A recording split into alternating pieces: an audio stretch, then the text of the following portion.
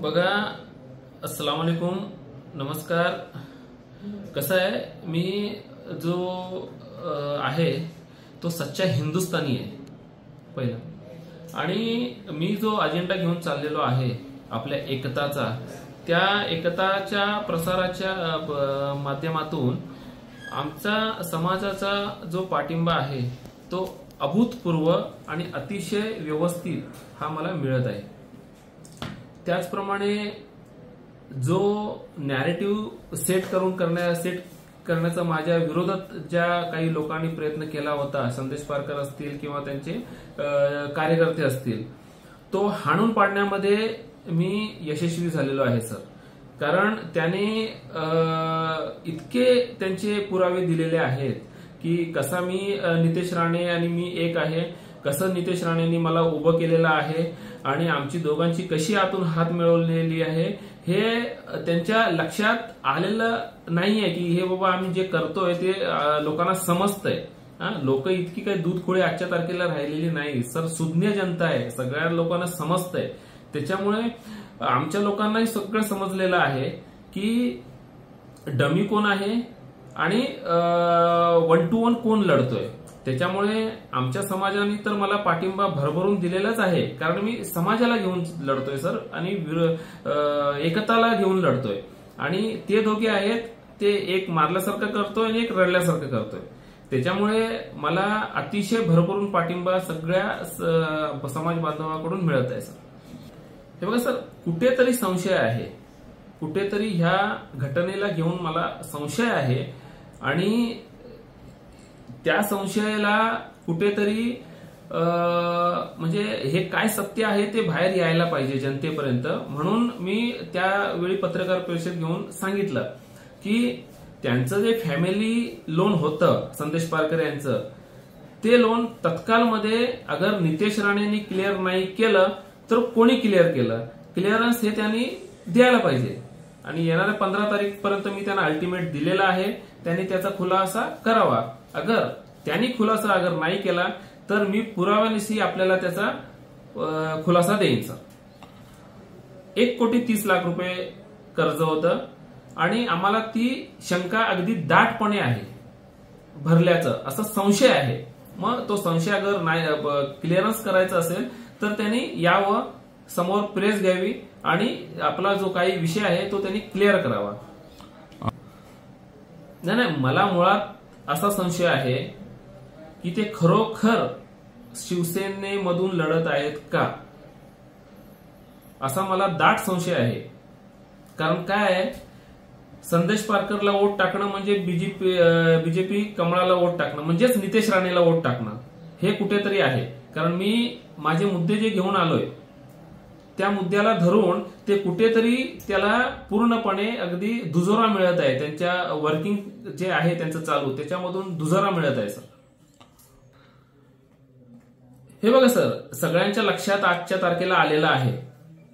कारण मिली भगत अगर नसती, 1 to 1 खरोखर लढत असती तर त्यांनी नवाज खानीवर आरोप केलेच नसते की नवाजचं काय आहे, राजकीय करिअर काय आहे. काही करिअर नाही. मी एक सर्वसामान्य सर माणूस आहे, छोटासा माझा व्यवसाय आहे, मला कोण ओळखतं. मी उभा राहिलो याचं प्रमुख कारण म्हणजे फक्त काय आहे, एखादा माणूस उठतो, जबाबदार माणूस उठतो आणि आमच्या समाजाच्या विरोधात आमचे हुजूर सल्लल्लाहु अलैहि वसल्लम हे असतील किंवा आमच्या समाजाच्या कुराणमधील गैरप्रकार लोकांना पसरवायचे असतील, हे जे काही त्यांनी एकतर्फी कार्यक्रम चालू केलेले आहे त्याला कडवट विरोध आणि जे काही आमच्या कुराण हदीसमध्ये आहे ते लोकांपर्यंत पोहोचवण्यासाठी मी त्यांच्या विरोधात आहे आणि एकतेसाठी विरोधात आहे. त्याच्यामुळे माझी तशी एवढी मोठी पार्श्वभूमिका नाही आहे. आणि मी नवीन लढत असताना मला या ठिकाणी म्हणजे राजकीय पार्श्वभूमी काहीच नसताना मला मिळालेला प्रतिसाद, माझा होत असलेल्या लोकांचा जनसंपर्क आणि माझे होत असलेले चाहत्यांमधलं कॉन्टॅक्ट हे बघून त्यांच्या पायाची वाळू सरकलेली आहे आणि त्यांच्या लक्षात आलेलं आहे की ही जी लढत आहे ती 1 to 1 नितेश राणे आणि नवाज खानी यांच्यामध्ये होणार आहे. म्हणून त्यांनी चुकीचा संदेश लोकांमध्ये पसरवून लोकांचा दिशाभूल करण्याचं त्यांनी काम चालू केलेलं आहे. हे बघा सर, काय आहे की ज्या पद्धतीत नितेश राणे याने चुकीच्या पद्धतीत भूमिका आपली मांडत असताना ज्या आमच्या समाजाच्या अगदी काळजामध्ये हात घातलेला आहे, त्यांच्या मनात हात घातलेला आहे. आमचे हुजूर सल्लल्लाहु अलैहि वसल्लम यांच्यासाठी आम्ही जीव देऊ शकतो, अशा विषयामध्ये त्यांनी हात घातलेला आहे.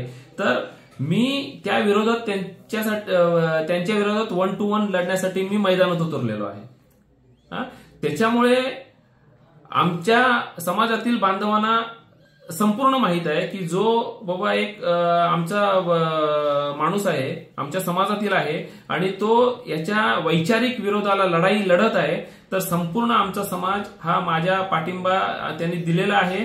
आणि जे आमचे समाज बांधव आहेत, जे आमचे हुजूरचे चाहते आहेत, ते नक्कीच येणाऱ्या निवडणुकीमध्ये मला मतदान करून नितेश राणे त्याला जागा दाखवतील आणि मला सर नक्कीच जिंकून देतील. हे बघा, मुळात मी म्हटल्यासारखं नितेश राणेंनी मला उभं करण्याची त्यांची एवढी पात्रता नाही. मी हे यापूर्वीच सांगितलेलं आहे. आणि हा विषय वारंवार जो येत आहे, उभं केलेला आहे, तर त्यामध्ये सत्य येणाऱ्या 15 तारखेला मी तुम्हाला संपूर्ण सर्व चित्र 15 तारखेला क्लिअरन्स होईल त्याच्यामध्ये, आणि तुम्हाला संपूर्ण वस्तुस्थिती तुम्हाला समजून जाईल कोणी कोणाला उभं केलंय. मी उभा राहिलोय फक्त आणि फक्त समाजासाठी आणि एकतेसाठी, आणि ते उभे राहिलेत दोघेही फक्त आणि फक्त लोकांची दिशाभूल करायची आणि पैसा कमवायचा. त्यांना सेटलमेंट केल्याशिवाय त्यांना काही समजत नाही. काढा त्यांचा इतिहास त्यांचा काय आहे. त्यांचा इतिहास संपूर्ण या मतदारसंघातीलच नव्हे तर संपूर्ण जिल्ह्याला माहित आहे. त्याच्यामुळे काय असतं की मला एखाद्याने नितेश राणेंनी उभे केलं, हे फक्त लोकांना संशय होता.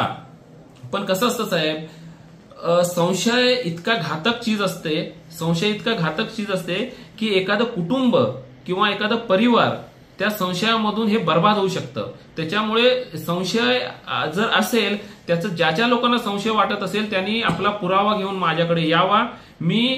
आपण सांगाल त्यांना पाठिंबा देण्यासाठी तयार आहे. आणि जो मी संशय व्यक्त केलेला आहे संदेश पारकर यांच्या विरोधात, की त्याला लाडका आमदार असेल, एका समाजामध्ये तेढ निर्माण करणारा आमदार असेल, त्याला उभं केलेलं आहे, तर ह्या सर्व बाबतीमध्ये त्याची पार्श्वभूमी वारंवार आपल्याला दिसून आलेली आहे. की ज्या ठिकाणी काल नितेश राणेंनी अगदी आमच्या आजांच्या बाबतीमध्ये जे काही बालिश स्टेटमेंट केलं, त्या स्टेटमेंटला संदेश पारकर यांनी कुठल्याही पद्धतीत दुजोरा दिल्याचं दिसून आलेलं नाही. त्याच पद्धतीत त्यांनी आमच्या मुस्लिम समाजामध्ये होत असलेल्या वारंवार टीकेला पद्धतीत पाठिंबा दिल्याचं दिसून आलेलं नाही. याचं काय कारण आहे सांगाल तुम्ही सांगा. त्यांनी यायला पाहिजे होतं. आज जवळजवळ 4 ते 5 दिवस झाले या घटनेला बालिश वक्तव्य करून.